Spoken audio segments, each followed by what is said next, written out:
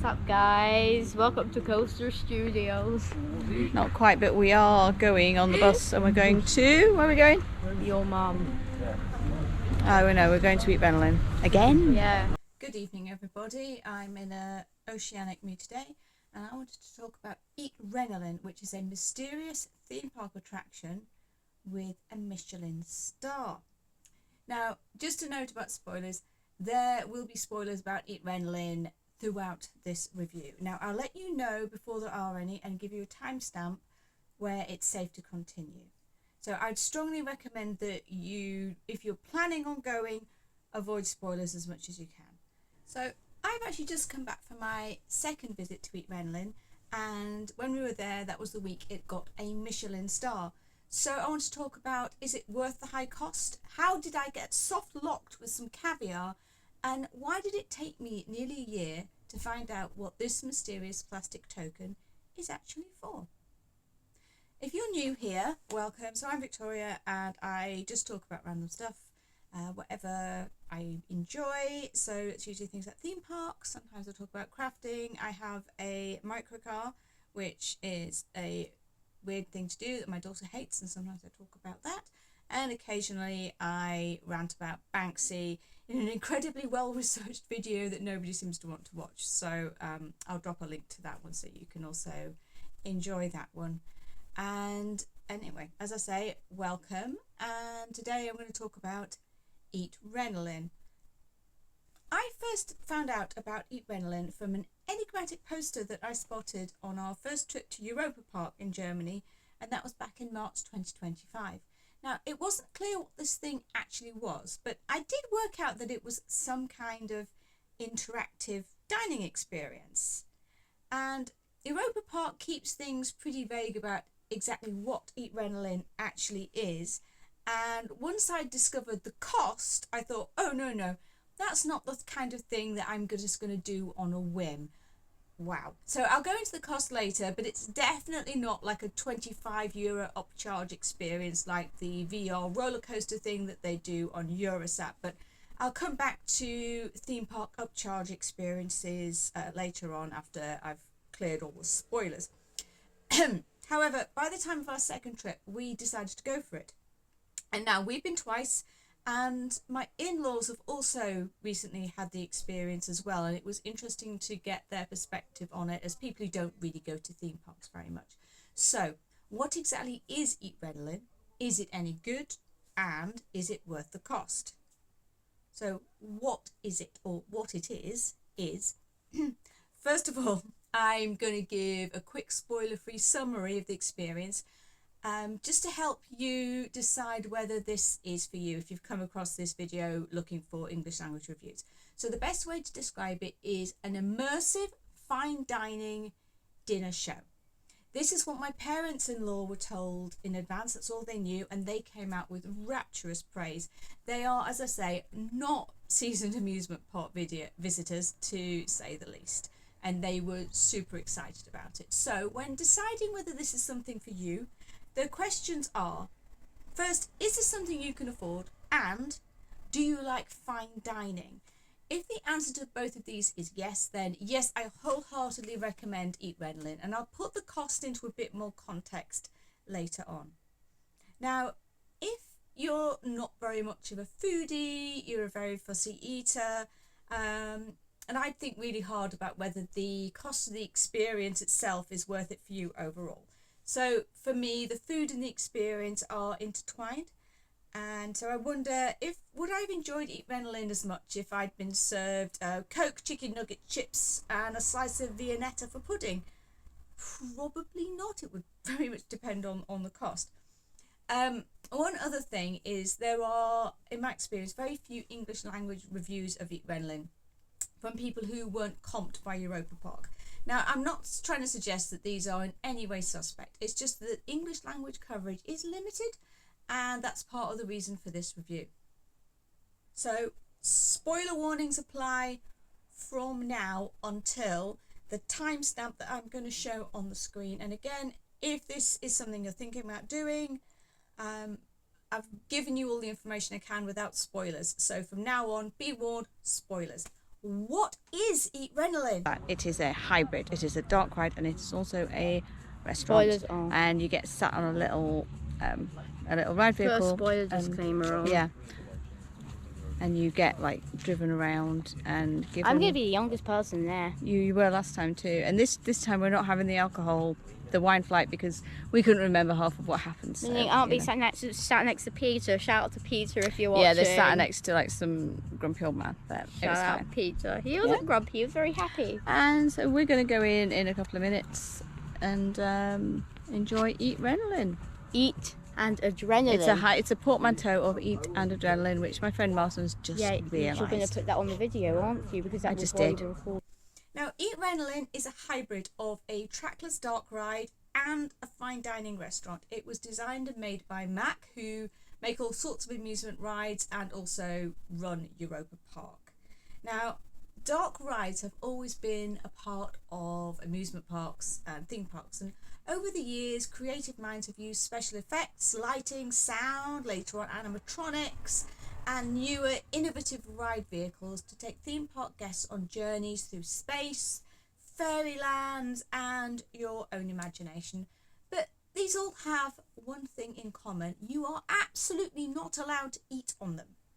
So for anyone unfamiliar, the term dark ride, air quotes, describes any sort of themed attraction which takes you in a moving vehicle around various scenes, which also usually tells a story. And these range from very basic, like a ghost train at a travelling fair, to highly sophisticated rides featuring animatronics, actors and special effects like Rise of the Resistance at Disneyland California and Disney World in Florida.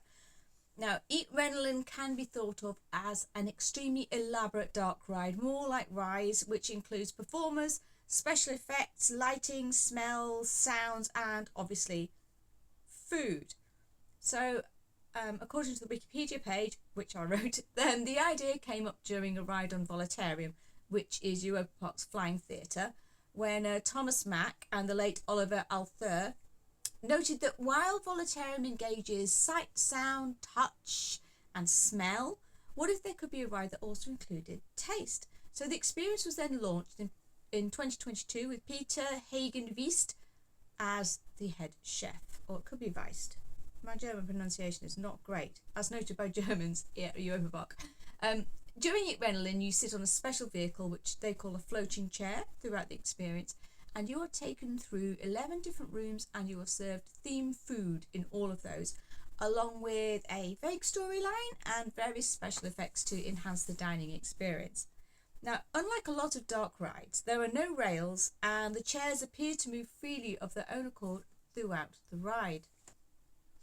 Now, I'm going to describe the experience and then go through details, more like, little things like allergies, accessibility, obviously the food, and talk about the cost. So first of all, I'm just going to talk about the experience. Now, before arriving, you are asked to dress nicely. So do please leave your ride hoodie at the hotel, unless it's a very, very nice one. And on booking, you'll be asked to choose between the green, which is a vegetarian, and red, which is the meat-based Dimension menus, and whether you have any other dietary requirements.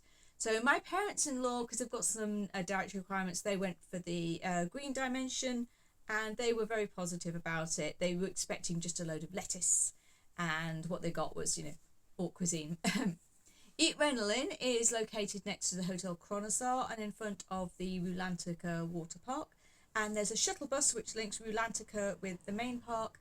And that's actually what we took to get here and back from Hotel Bell Rock, which is where we were staying. Oh, shit. They're screwed. They are screwed. Are you still filming? Yeah, I'm still filming. Okay, no, put this in the video. So I was going to film the end us outside Eatrenalin, but our resort bus is here, so we're getting the bus. We're leaving them behind. You can also get a public bus from Europa Park train station, and presumably, if you're that kind of person, you can drive there, I guess. Now, on arrival, and they do ask you to be prompt, you drop your coats and bags off if you want at the cloakroom and enter the lounge. Now, large bags are not permitted on ride vehicles, but smaller bags can be. They just don't want anything trailing around. And now the lounge is the first room, which is the equivalent kind of a queue or a pre-show in a normal dark ride. And here you're served an aperitif and some amuse-bouche. They do recommend that you Hi. go to the Hi. toilet when you can. We You can't are- go while- I usually Yeah. go to the toilet. No, but I'm We saying are in the lounge, and this is one of the. We can only film here and a couple of other places. So maybe don't film the other place could just be. Yeah, and also because they don't want the experience spoiled. Oh my so gosh, we're not going to the film toilets. other They than. do ask you not. Which is like the main award for refusing. So hi gang. Hi gang. So Because- we've got. I got Our, we've got There's not one in Complimentary drink. Dubai that's only open to billionaires where the ride's like 4 hours long Well, or the thing something. about Bush was amused. And they project a countdown timer on the wall. On our first visit, we were strongly encouraged to use the loo before the countdown ended. But on our second visit, we weren't, and I think I know why. I'll explain a bit later. But we did go to the toilet. Interestingly, the toilet has black loo roll. I did steal some. And clear windows at the sinks between the men's and the ladies, meaning that you can see each other and check that the men are washing their hands. And I wonder if that's the reason why. So you think it's a mirror, and then you realise it's actually a window. It's still private though, don't worry. When the light in the lounge turns red, you are ushered into the first room, which is called Waterfall. Now, in this small room, water cascades down the walls on either side, and in the centre there's a pillar with some real water pouring down and projection effects.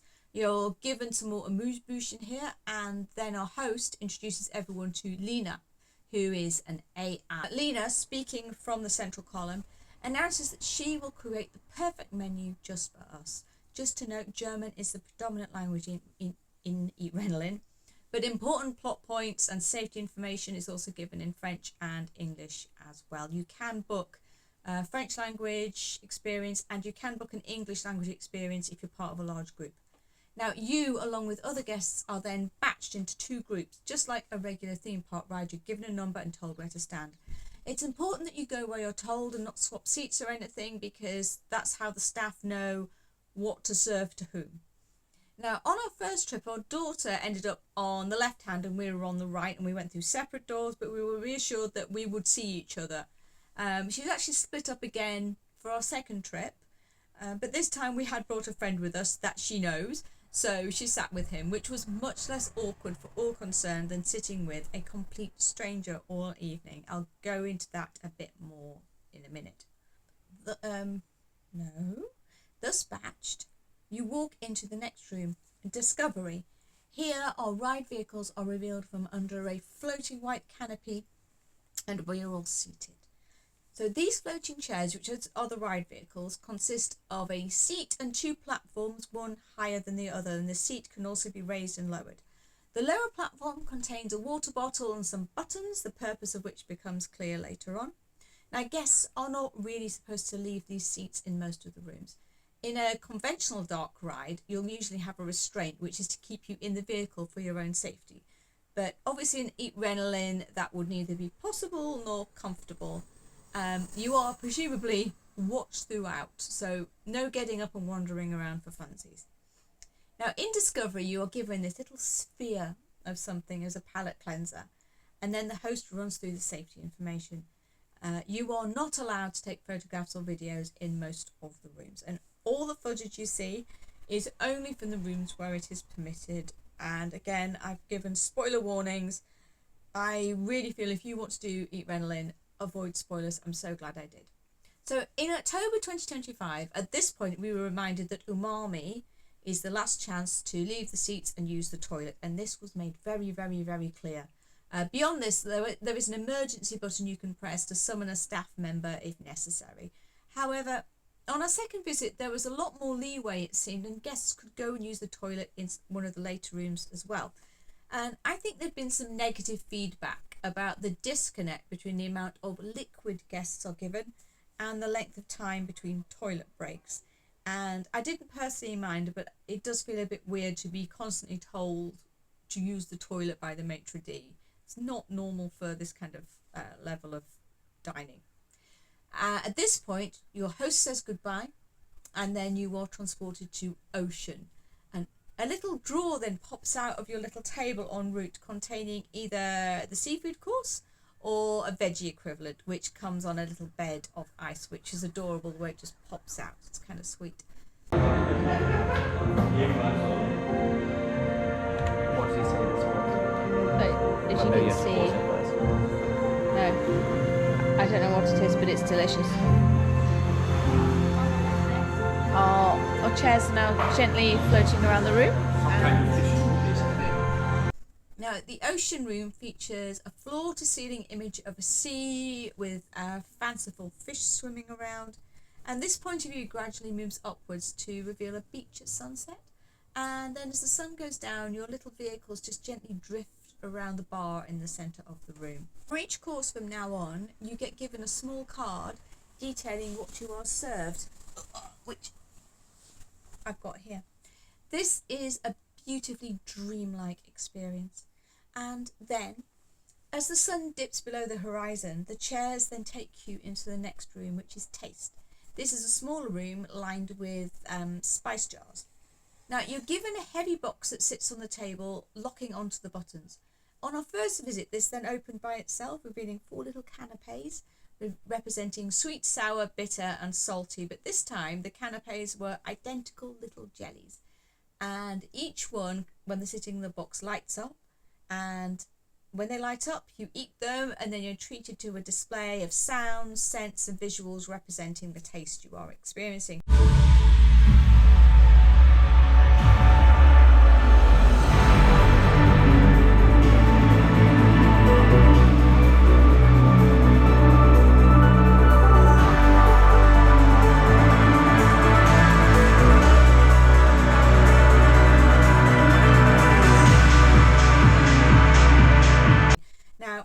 I don't know what happens if you eat your jellies in the wrong order. I wouldn't want to try. Something terrible might happen to the universe. Now, after salt, which is your last little jelly, you get swept into umami, which is a room done out like a traditional Japanese restaurant. And it has a view over some rice fields. They are actually screens, not windows. Here you get seated at tables and are served something that is intended to be the epitome of umami, that particular kind of taste. On our first visit, we had a dish of fish that came with this weirdest miso I've ever had. It was poured into our bowls and then solidified to something with the consistency of custard before our eyes, which was super cool and delicious. We were also given a little tin of caviar. Now, Nick and I weren't quite sure what to do with this, and we were so distracted by everything else going on that we didn't eat it at that point, but put a pin in that. The second time we had soba noodles with fish and kimchi, and they were served with extremely posh chopsticks. Fortunately this time, no caviar. I wonder why. I'm allowed to film anywhere else, and I'm not, nor am I going to. Es ist mir eine Ehre, Ihnen Mitsuki vorzustellen. Wird Sie hier bestens versorgen, vor allem, wenn Sie seinen Anweisungen folgen.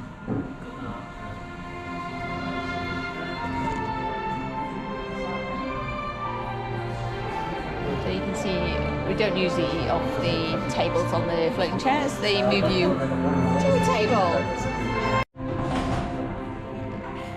Okay, this is the last place we're going to film. We don't want to spoil anything if anyone wants to come. So I'm going to not try and annoy anybody. What do you think? What do you think? What do you have? It's very nice. It's umami. Yeah, very umami, very delicious.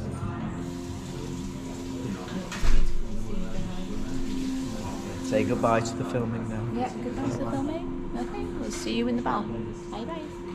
Towards the end of this course, Lena makes an announcement about our onward journey. And then at the sound of the gong, the seats then sweep you into the next room. Now, even bigger spoiler warnings here, if you're going, stop watching now. You're going into space. And by that, I mean that Lena flies you into space. In October 2025, we didn't get any food here, but this time we did get a little cone of celery flavoured ice cream, which was delicious. Now, in space, you are treated to some physical, visual and audio effects, which makes the room vibrate, but only a little, as Lena pilots us past a solar flare. This actually reminded me a little of the space elevator room in Space 220 at Epcot. And I'm going to see if I can compare these two restaurants a little bit later on. Now, I read a Google review by somebody who claimed that this room made her nauseous. And having done it twice, I am not sure I believe her. It is extremely mild. And again, my parents-in-law didn't mention it, and they're very, very, very sensitive to that kind of thing. But having taken us into space, Lena then invites us to enjoy your main course underneath the Earth, which is this beautiful projection mapped globe. And it's absolutely breathtaking when you come into the universe room. I actually when I came in. And on our first trip, this is also the first chance I'd had to catch up with my daughter, who'd been on the other side of the room for taste and umami. Now, the floating chairs do have like a group of 4, but this meant that as we were a group of 3, she'd been sitting next to a complete stranger who was actually dining alone. He was an American guy, and he was also having the non-alcoholic drinks option. He was quite nice, apparently. He was pretty nice. But in universe, the light shined down onto the tables where your food is. So the overall darkness of the room doesn't distract from the visuals of the food. And this was quite cool. And I felt quite naughty if I didn't place my glass back in its own little pool of light. Now, at this point in our first visit, I still had my little tin of caviar. Nobody cleared it away. It was clearly intended for me to consume somehow. But once I realised this, my plate and cutlery had been cleared. And how was I meant to eat this? Now, I tried with my fingers, but it was super messy and I felt quite silly. Like I'd been soft locked into a game because I had not understood what I was meant to do when it was served. Now it seems obvious, but in umami I had been so distracted. The food, the sake, the gong, the visuals, so neither me nor Nick had actually twigged that we should have eaten the umami caviar in the umami room. And the staff were far too polite, clearly, to have given us any instructions at the time. I mean, I don't know what instructions there could have been. Here is some food, eat the food. But just then, fate intervened. Lena, at this point, begins discussing with Mission Control, and this is in English, about the solar flare, and stated she is going to try a difficult manoeuvre despite the risk that it might shift us into another dimension. And at this point, when you get moved into the next room, you get plunged into darkness for several minutes and you listen to some sound effects and things like that. But at this point, I had the open tin in my hands, so very quickly, I licked all the caviar out of it and then wiped my face down with a napkin before the lights came on. A secret just between me and the CCTV cameras, which no doubt cover the entire ride. And, but for me, the perfect crime. My timing was excellent, or I was just lucky, because as we began to be bathed in golden light, a human figure steps into the room. And this is because we've moved into another dimension.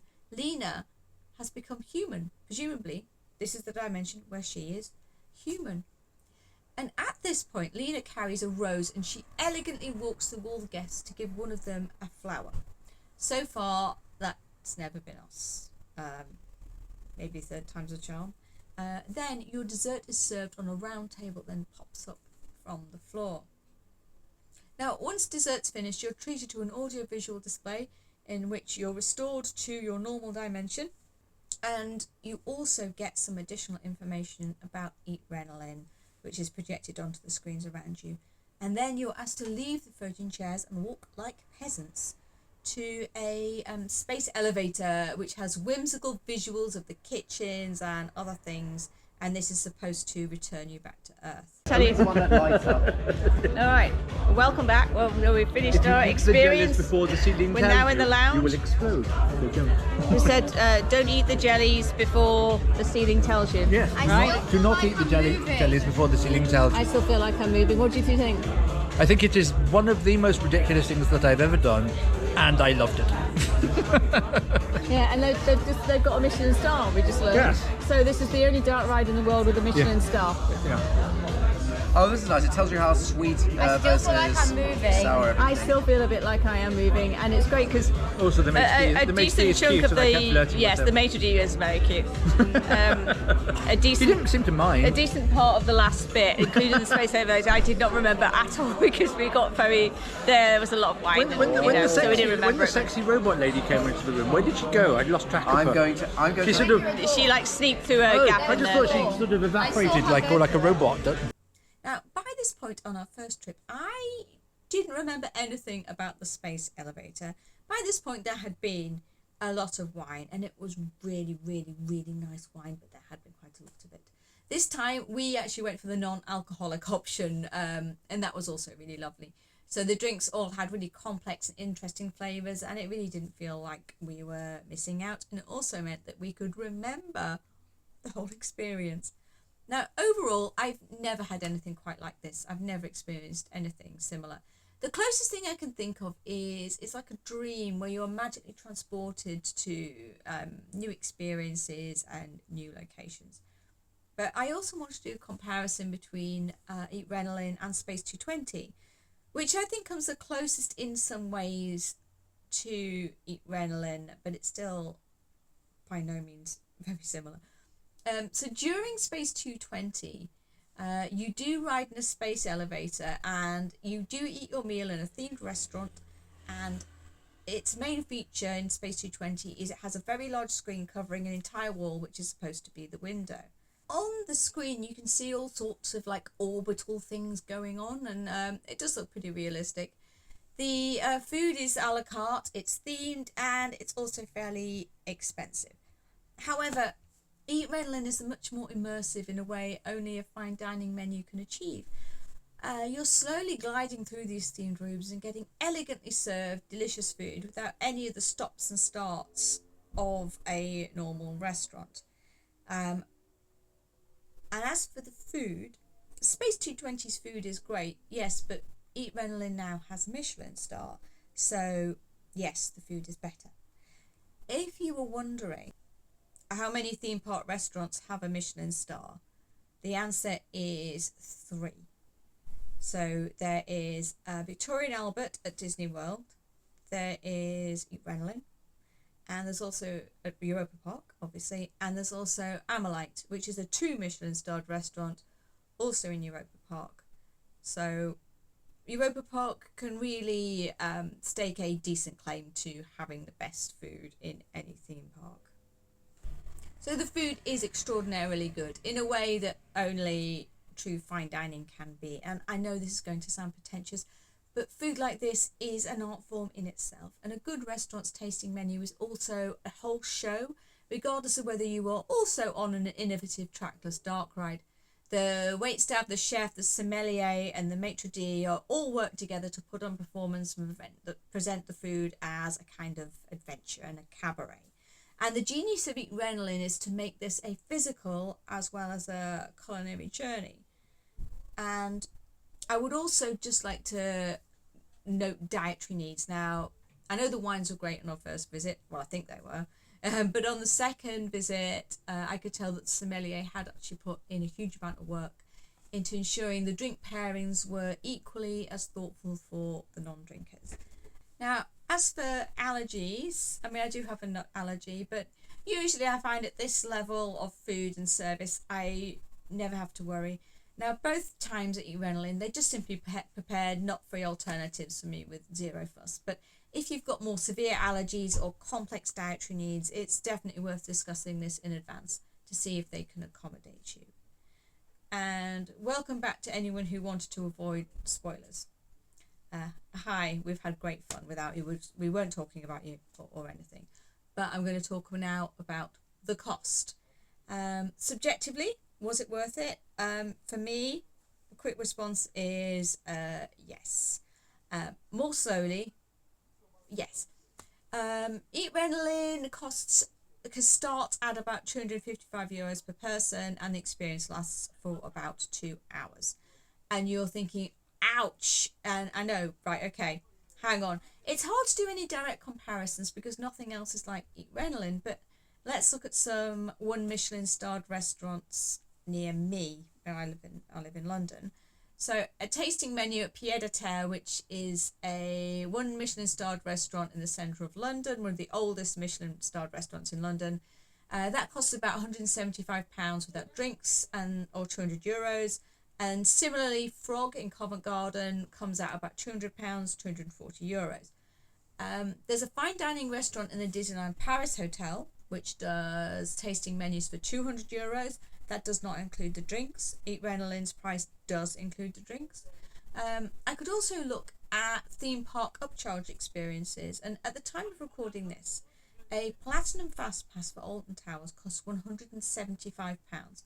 This gets you to the front of all the lines in the park, and that's also around about €200. That doesn't include any food, of course. And a meal for 3 people in Alton Towers can easily cost upwards of £50-60. And also the food in Alton Towers is horrible. Going to Disneyland Paris, their Premier Access Ultimate Pass, which again lets you skip the lines, costs about €200. There's a theme here. Over the Atlantic in Disney World, a Lightning Lane pass can cost up to $400 or about €350. If you're feeling fancy, the Disneyland Paris VIP tour costs around £3,000, and you do get free drinks, but I do not believe that you get any food, and that's for 6 hours. I actually don't know if that €3,000 is actually per head or for the group of 6. I think it's per head. Now, I can't compare the cost of Europa Park's fast passes because they do not offer them. They argue that these are not necessary because the park has enough attractions to stop any one ride getting very, very long queues. And you're saying, oh, what? Yeah, so some theme parks charge you for entry and then charge you again several times more than the entry cost. So that you don't have to wait in line for hours and hours and hours because they only have 6 decent attractions and they haven't updated their offering for 8 years. Alton Towers, I'm looking at you. So as you can see, if you judge it on its own terms, I think Eatrenalin is priced fairly for what it is. In fact, when I think about it and look at costs of certainly fine dining in London at the moment, it does actually sound like a bit of a bargain. But, time is money in theme parks, and Eatrenalin costs roughly €2.50 a minute, which I think is about what Jenny Nicholson calculated that the Galactic Star Cruiser attraction at Disney World in Orlando cost as well. It was around about that price in dollars per minute. Now, going on to accessibility. I wanted to go through the finer points of accessibility here should you want to book Eatrenalin, but obviously this is just what I've read. It's not something I personally need at the moment. So children under 10 are not admitted. My daughter was 15 the first time we went. She is happy to eat anything and try what's put in front of her.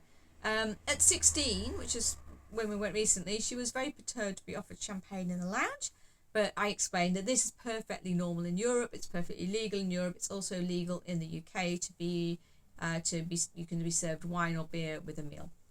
Now, assistant dogs are not permitted on the ride. The building is wheelchair accessible.